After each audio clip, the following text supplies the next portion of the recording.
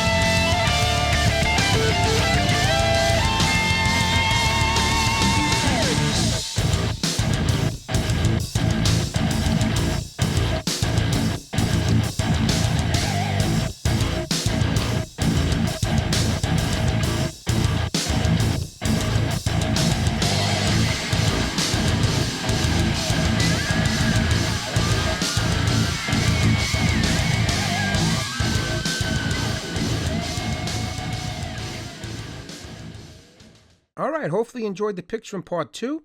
And we're going to end the slideshow with the miscellaneous entries, as well as the entries that received the Modeling Insanity Podcast Challenge coins. All the details are in the description below regarding the show and venue. Also, like, share, and subscribe. Hit that notification bell so you don't miss a video, and we appreciate the support. Also, you can listen to me as well as my fellow co-hosts on the Modeling Insanity Podcast, which you can find on Spotify, Apple, Amazon, and other podcast hosting companies, as well as the Quarter Scale Madness Podcast, which focuses on everything 1/48 scale and quarter scale models.